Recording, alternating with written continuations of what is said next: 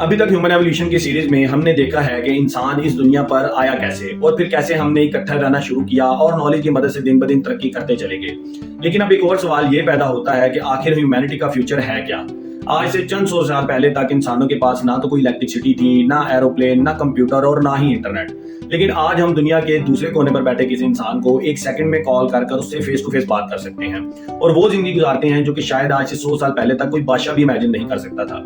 हमने स्पेस में सैटेलाइट भेजे, मून तक रसाई हासिल की और मार्स को एक्सप्लोर कर रहे हैं। तो अगर अगले 500 या 1000 सालों तक टेक्नोलॉजी इसी तरह एडवांस होती रही तो फ्यूचर का इंसान आज के इंसान से बहुत ही ज्यादा डिफरेंट होगा।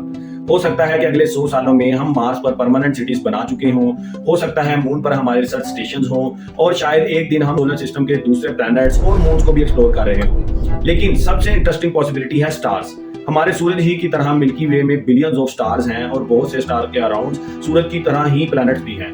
अगर फ्यूचर में ह्यूमन लाइट की स्पीड पर ट्रैवल करने की टेक्नोलॉजी को डेवलप कर ले तो शायद एक दिन हम अपने सोलर सिस्टम से बाहर निकलने के काबिल हो सकते हैं। लेकिन ह्यूमैनिटी का फ्यूचर जो है वो सिर्फ टेक्नोलॉजी पर डिपेंड नहीं करता, बल्कि हमें अपने प्लैनेट को भी प्रोटेक्ट करने की जरूरत है।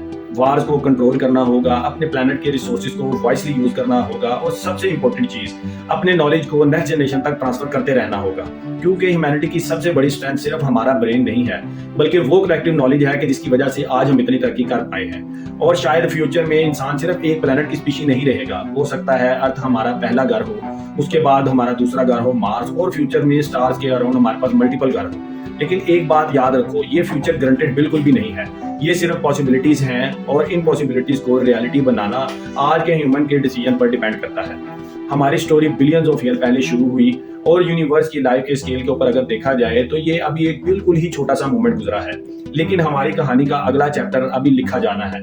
अगर आप भी जानना चाहते हैं कि यूनिवर्स में अर्थ के अलावा लाइफ के चांसेस कितने ज्यादा हैं तो कॉस्मो फैक्ट को फॉलो करना मत भूलें और मिलते हैं फिर किसी नेक्स्ट वीडियो में। तब तक के लिए stay tuned and stay curious. Allah Hafiz.